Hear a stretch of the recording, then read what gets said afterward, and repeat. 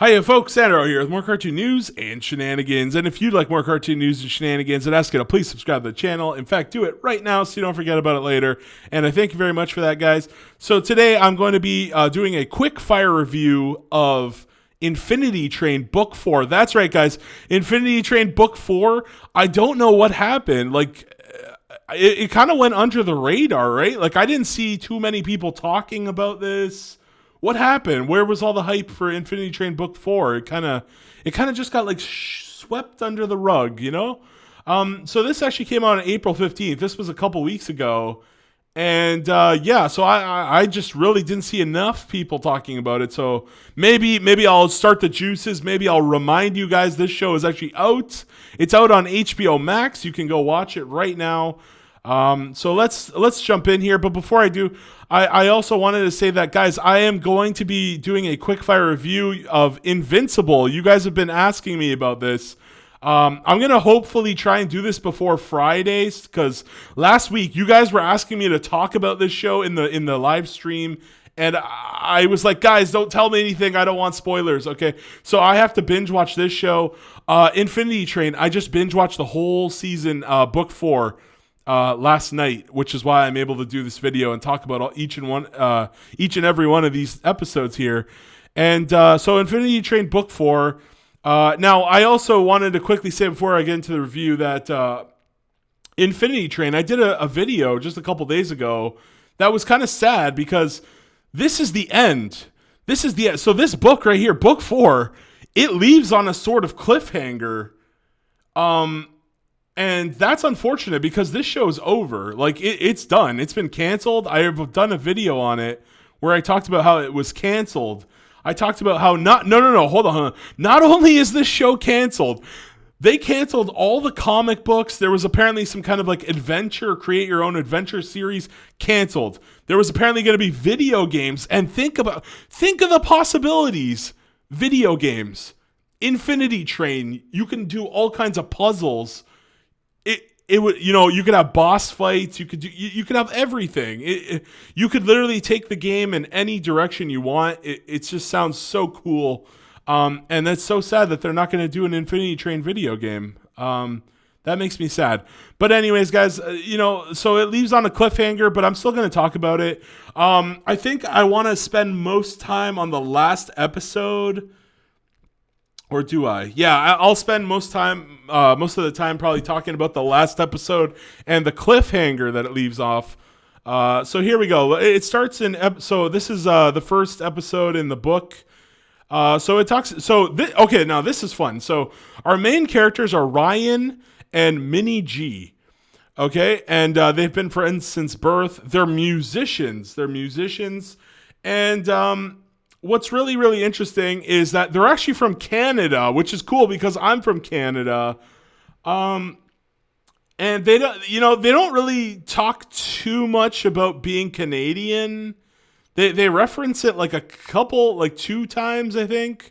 They don't really, it's like they don't really say much about Canada, but I'm pretty sure they're from Ontario, if I was reading that map correctly in the beginning. In the first couple episodes, there's actually a map of Canada. They basically talk about touring around Canada, they want to go on a tour around Canada and then end up in New York City for a huge show. So they're two Asian guys. So that's what it is. So basically, it shows you their life. Oh yeah, there it goes. It mentions they want to do a tour of Canada and eventually perform in New York. Oh wow, I should have just read that, huh?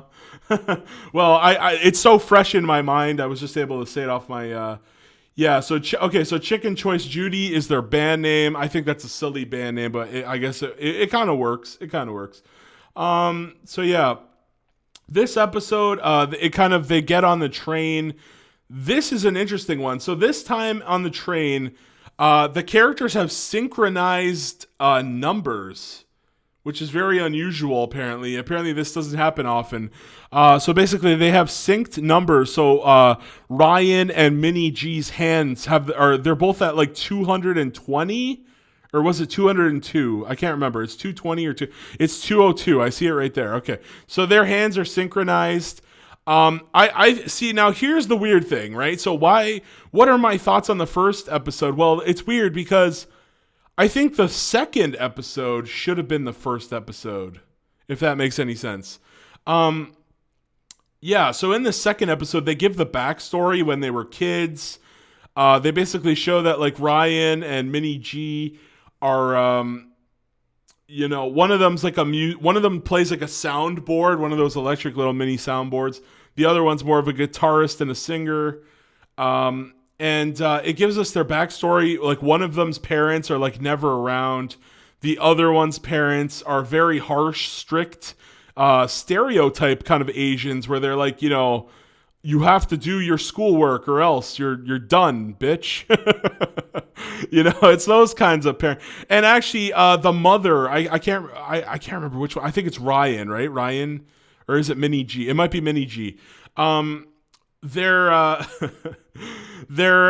parent is voiced by Lady Rainicorn, the same voice actor who does Lady Rainicorn on Adventure Time. So yeah, you guys remember Lady Rainicorn. So she does the sort of mother of one of the. I can't remember which one is which. Ryan, I thought it was Ryan. Or no, it must be Minnie G, right? But yeah. So that's that. But yeah, my thoughts were that the second episode should have been the first episode. And oh yeah, I almost forgot to mention this. So 1-1, this is interesting. So basically, 1-1 explains to Amelia. It doesn't tell you this, but this happens. Oh, I almost forgot to say this video contains spoilers. Spoilers. Okay, I should have said that at the beginning. I totally forgot. But anyways, yeah. So spoilers. Basically, the Iceberg Car, they end up they end up going against this like alien race that like they have a dial, and the dial makes them go to like prehistoric monkeys, and then they super evolve to like aliens and eyeball creatures, and so yeah, that happens there, and the family just wants to go skiing, but they keep getting their day interrupted. So the big really interesting thing that I think I'll talk about at the end is Amelia. So Amelia overhears 1-1 in the first episodes talk about how anything is possible on the Infinity Train.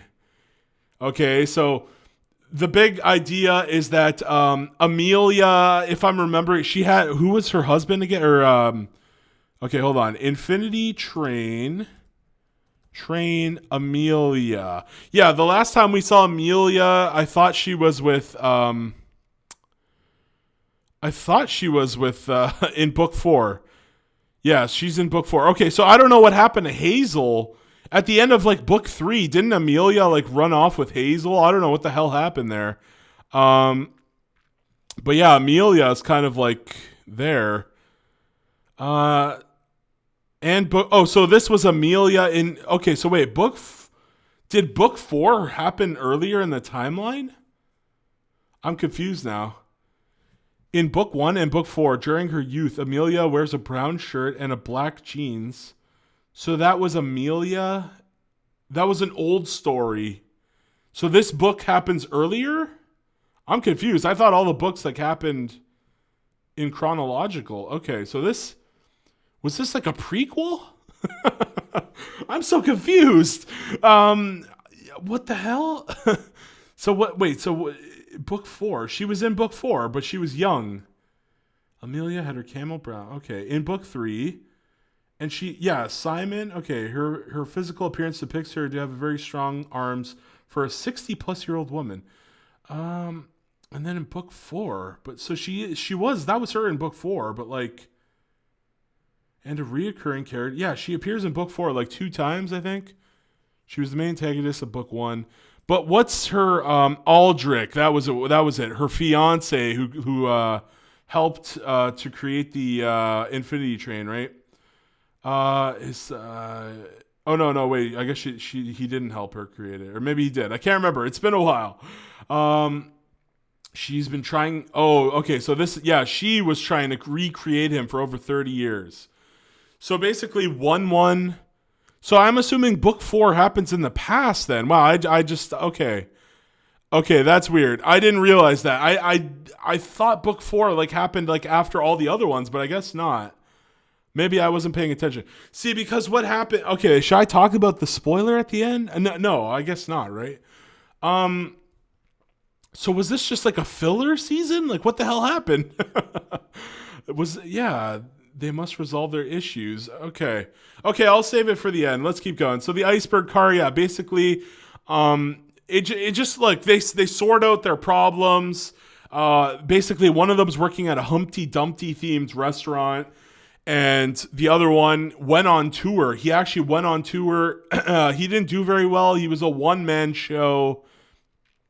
And yeah, so that's what happens in this episode. They basically go up against these aliens, prehistoric jungles to the future. Yeah, it changes. There's this dial thing, and the dial like shifts the DNA forward and backwards and all this kind of crazy stuff. And they end up in the Old West car. But basically, one of them goes on tour by himself. One of them was too scared to go on tour. He ends up working a crappy job at a Humpty Dumpty restaurant. And then a lot of time passes. And then finally, they run into each other. And, I think is it Ryan? I can't remember which one is which. I had mixed up. I almost forgot. There's also this other character named Kaz, which is apparently spelled K-A-Z. I thought it was spelled like Cassandra, like K-A-S-S. No, it's Kaz. Kaz is one of those little receptionist bells, and that comes up later. So yeah, Kaz. Oh, Kez. I even spelled it wrong again. God damn. Okay, Kez. So yeah, Kez, a floating service bell. Okay, there we go. So interesting. I don't know what the heck. I thought. Look, they did a really weird thing where they showcased that the bell had the ability to eat things, and they made this reference like the bell was warm. And I was like, what? Is this like a plot point? Like, what are they? And they never end up doing anything with it. They talk about how Kez is a magical floating bell, and they mention how warm she is when she kisses them. And she mentioned, it is mentioned that she has the ability to eat anything, and like it just kind of like disappears once she eats it. And I thought they were gonna do something with those. I thought those were like key plot points, and they don't do anything with them, which was kind of weird. I thought they were going to do something like maybe there was like a poison knife or a snake, and then Kez eats it and it's just gone and then it's done, I thought it was going to be something like that, but no. So anyway, that's what happens in the Iceberg Car basically, and then Kez wants to bring them back to their a special place, which is a party kind of room, and we'll get there later. The Old West Car. So the Old West Car, basically, this one, I thought this was one of the not great ones. Basically, there's a saloon. Kez has been a troublemaker who's doing all kinds of crazy things. And, like Kez later is revealed to eat butter in the baby pig car. I can't remember. What did Kez do? Oh, Kez spilled stains on like on their deeds or something. I can't remember. It's something like that. Like they have like this paper with the town on like, and it says what they do. What was it called again? I don't think it tells us here. She's offered a bounty. Oh yeah. So by the way, they run into that cat again, Samantha the cat, and she does nothing in this one. She's just a saloon owner for some reason, and she does sell them out. So I guess this is a prequel then, because. Yeah, it must be, right? It must be a prequel. I didn't do enough research. I just kind of like watched it and then just did the review. So I wasn't sure. I didn't realize this was probably a prequel. But yeah, in this one, basically there's like a caterpillar sheriff metamorphosis, and he turns into a female butterfly named Judge Morpho, a butterfly. Basically, the main characters, Minnie G and Ryan, they basically just they they basically are just trying to get their numbers to go down, and they're trying to work out their problems. It's the standard Infinity Train thing. They're just trying to get their numbers down. And now, what was really interesting? See, I was shocked. I got to say, I was shocked because I thought they actually I thought they were gonna kill. Now we've seen death, right? We've seen there was the gorilla named Tuba that died in the previous season book 3. So I thought they actually killed the butterfly. They were going to execute Ryan and Minnie G in this giant bug zapper. They're in this cowboy car where all the bugs are cowboys, and they basically get captured, and they have to pay a price because Kez stained this pamphlet. I don't know. It was like the rules of their town or something, and she spilled tea all over it. Okay, and yeah, so that was that was the Old West car. But basically, this moth the Judge Morpho, the butterfly, she gets bug zapped, and she lives. And I was kind of like, what is that BS? She just got to live? I don't know. And we're going to talk about that later because that's not the first time. She evades death 4 times, which is very silly. The pig baby car. Now, this is the weirdest one out of all. I think this must have been the most... this must have been the most wild and unusual car, I think, that sticks out in my memory. Basically, the cart is that there's this giant baby pig, and you have to feed him something delicious. And basically, yeah. So they find this book of what was it? American meals after the war. Yeah, so this is really interesting. Here in Canada, in history class, they taught us that after World War II, there were, people had to make special dishes with the little food that they had. So America had this disgusting book of recipes, and it actually makes it into the show. So I don't know if that was another Canada thing or if that was an America thing. I don't know, but it was weird. They put in this book of terrible dishes, and Kez, the little bell, the service bell, once again, she destroys all the butter in the microwave, and the pig baby, butter is one of his favorite things, and pig baby really doesn't like Kez. So eventually, Kez hides in a chef hat. I remember that. And they end up cooking brownies. There's also this ceramic cow that kind of tells them what to do because the pig baby is kind of like a pig baby that just kind of wants food. But basically the baby gets the brownies, and then they go on their way. But the pig baby chases after them when they realize that Kez, the one who melted all of pig baby's butter, is there with Ryan and Minnie G. So they chase after. And also the the butterfly lady, she didn't die from the bug zapping. She's chasing after Kez the bell. And also in the Iceberg Car, all those aliens, there's a couple of alien creatures that have the dial that change, it changes their evolution state, and it can also change the future and the past and things. It's a very broken device. I'm surprised they didn't try and steal it and use it for their own advantage. But yeah, basically that was one of the more interesting episodes. I think that might have been one of my favorites, actually. The pig baby car. I don't know why. I thought that was an interesting one. The Astro Q car. This is one of the more boring episodes. Basically, Ryan and Minnie G. I feel like I'm missing a lot of the key plot points here, but you got to watch the show. But basically, they think that Ryan is the problem. Okay. They see basically Ryan, something he works out one of his problems, and they see the number go down from 202, and then they basically are like, oh, it must be Ryan. Every time Ryan solves one of his problems, That's how we're going to get home. So then I guess Mini G becomes very smug, and, he starts treating Ryan like an a-hole. And yeah, and then at the end of the episode, they find out that no, actually, both of them are their numbers, right? Their numbers. Both of them have to work out their problems. Not just one of them. Both of them have to work out their problems to lower the number. Actually, I think they might find that out in the party car episode. But basically, in this one, there's a lot of these like alien robots. They look around, and they see them waiting in line to get into a party. And there's a bouncer. The bouncer ends up losing his job, and he also chases after Kez, the service bell. So everybody's after Kez, the service bell.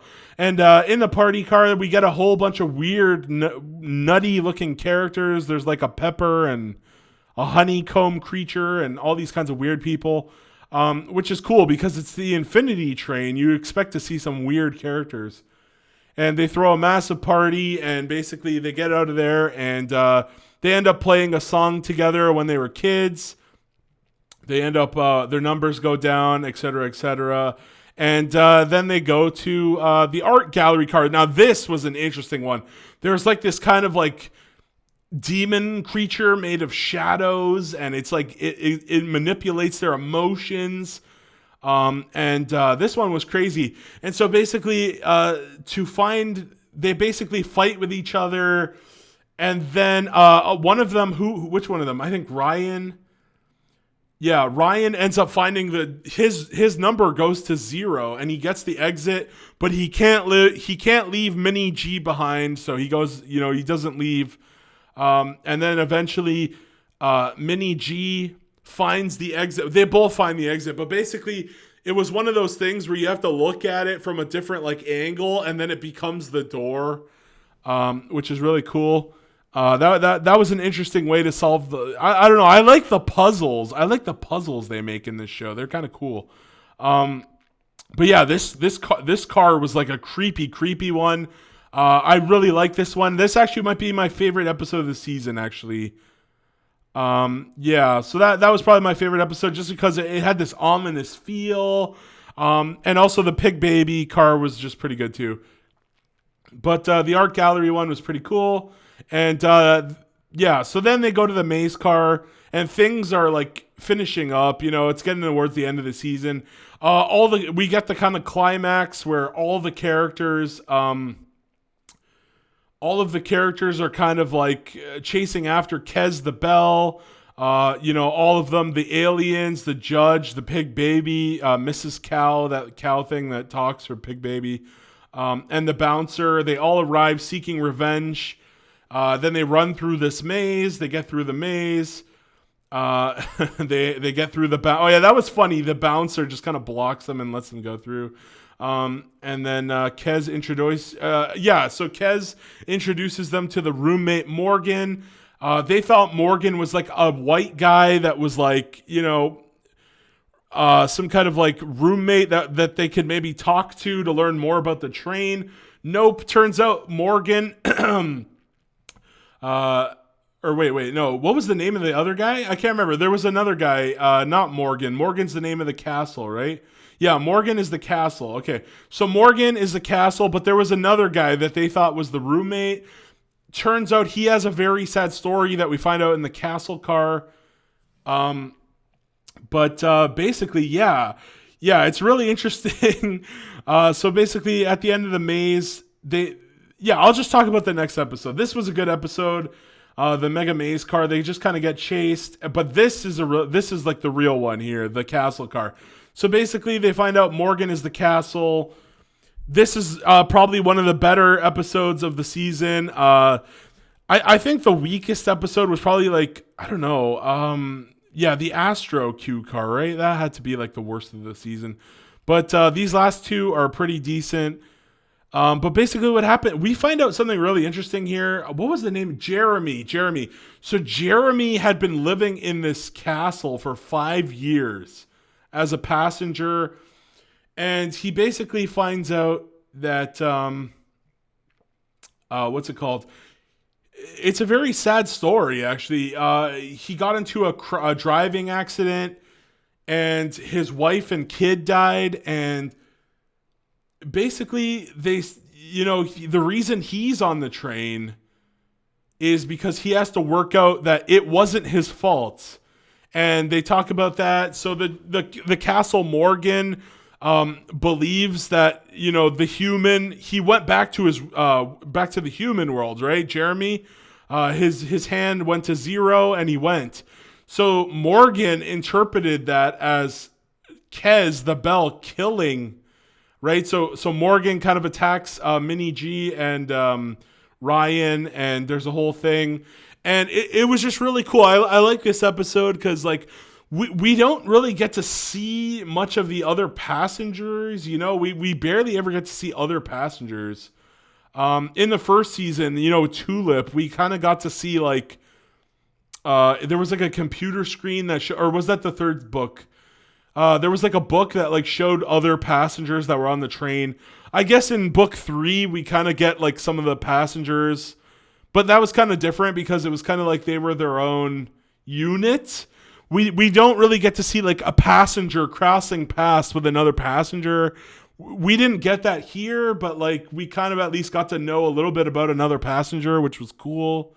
But yeah, basically, it comes to a climax where all of them basically finally get to Kez, and Kez runs away, and the boys tell Kez, "You've been causing problems for everyone, including Morgan, and why don't you just say sorry to everyone?" And then Kez, the service spell, says sorry to everyone, and they all kind of just are like, "Yeah, we accept your apology." And that was that. And Ryan and Mini G, they're getting there. They're getting to the point where they worked out their problems. They're ready to go home. And yeah. So, but yeah, that was just crazy. Yeah, there it is. See, Jeremy was in a car crash that killed his mother and sister. Yeah, that was like, wow. I'm like, wow, that's such a dark like thing for a kid's show. But I kind of appreciate that they're going into that territory. And when she told him that it wasn't his fault, his number. Yeah, so Jeremy, like I said, really cool that we got to talk about another passenger. We don't really get to see any other passengers except during the Apex in book 3. But like those, we barely even learned about like any of those kids except for like 3, right? Like just like Hazel and Simon and Grace. Those were like the only 3 we get to know about. So this was cool to find another, to at least see another passenger presence. We don't really actually see them, but we see that they used to be there. So there's that. Okay, so anyway, Ryan so hold on. The Train to Nowhere. This is the last episode. So yeah, Amelia, I forgot to mention this. At some point, Amelia, now that we're at the final episode, Amelia tries to steal Ryan and Mini G's shoes. And that might come in play. See, I think this was a prequel, and I think the shoes were used in book 1, or maybe I'm wrong. But it looked like the shoes exploded. I don't know. It was really weird. Yeah, I don't know. I'm pretty sure this was a prequel, but like, yeah, Amelia, we basically get to see that 1-1 tells Amelia that anything is possible on the Infinity Train, so she's trying to bring back, what was the guy's name again? Ulrich. Ulrich? Yeah, Ulrich. She's trying to bring back Ulrich at any at any cost. And so basically this is the final episode. They reveal that one of them, Ryan sulks in his room as Mini G. Yeah, basically one of them, I can't remember which one. I keep getting confused on who was who, but one of them had the exit. And he doesn't do it. And then they finally play their music together, and their numbers go down to 0. Morgan decides to let the enemies. So I talked about this, all the Pig Baby and everything. And also that was cool. They use the dial on Pig Baby, and he becomes like a toddler baby or something. I don't know. And then so yeah, there you go. Kez apologizes. And Morpho accepts the apology. Yeah, Morpho. I almost forgot about that. So the butterfly gets eaten. The butterfly gets like blown through a chimney. This butterfly doesn't die for hell, okay? That was the stupidest. I think they should have killed that character. That was just stupid. That character died like I think it was 3 or 4 times, actually. That character basically has a near-death experience like 3 or 4 times and doesn't die. And then, so the boys finally head home. And then we see them in New York, like they always wanted to, playing their Chicken Choice Judy. They're playing their song Train to Nowhere. They make a new song about their experiences on the train. And an audience member asks if they have a cassette of their song. And Ryan happily answers, we're working on it.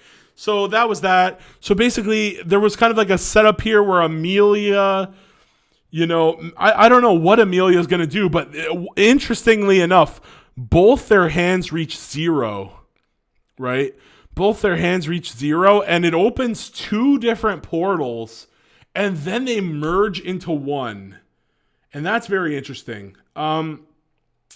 So yeah, I don't know what that could mean, honestly. I'm not sure what that all means, but yeah, we basically some possibilities were opened up here. I feel like it felt a little bit like filler, but like I feel like this was like supposed to be an instrumental piece to like a greater plot. I'm assuming Amelia, I don't know, it kind of looked like Amelia stole the shoes and then they exploded. I don't know. Oh my god. But yeah, that was basically it. I went on for about half an hour. It's very sad that we had to end on a cliffhanger like this, you know? But in the end, I'm going to give this book, I don't know. What am I going to give it? Hold on. So the first Infinity Train, the first book was the best. Book 1 was the best. I think I'd give, I don't know. What am I going to give book 1? Like an 8 out of 10, 8 or a 9. Book 2 was decent, but not as good as the first book. So the first book, I think I would give book 2 7 out of 10. Okay. Book 3, I didn't like it. I think I'll just give it a 6. I'll just give it like a 6-ish, 6 out of 10. I think I actually did a review. I think I did give it a 6, actually, now that I remember. And then finally, with this book, I'm going to go back up to a 7. But at the same time, I feel like we were just getting to know these characters, and then it was kind of like over. I don't know. I feel like the ending was kind of rushed in the final episode also, but I'll still give it a 7. It wasn't bad. It makes me sad that this show is ended. It makes me sad that this show leaves on a cliffhanger. But yeah, so if I had to rank all the episodes, oh my god, am I going to really rank all these? I'll just say that the twin tapes, I think that was just an okay. I think the Iceberg Car in this episode should have been swapped. So those are both just okay. The Old West Car was probably I don't know. I didn't think that was that good because the butterfly didn't die, so I'll give that like an okay. The Baby Big Car was good. I think that was definitely one of the more memorable episodes of this whole show. The Astro Q Car, that was one of the more lackluster ones. I'll give that one like a bad. The Party Car, it was okay, I guess. The Art Gallery, see, now that one was a really good episode. I like that one. It was just really cool. It was ominous. It was weird. I love it. I love stuff like that. The Mega Maze Car, again, it was like the final battle. It was good.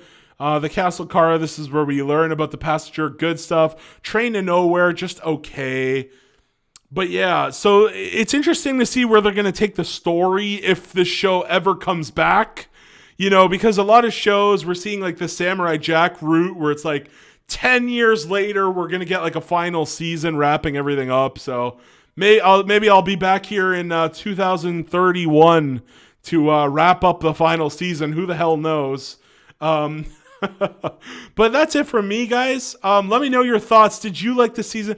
Overall, I'm just going to give this season a 7 out of 10.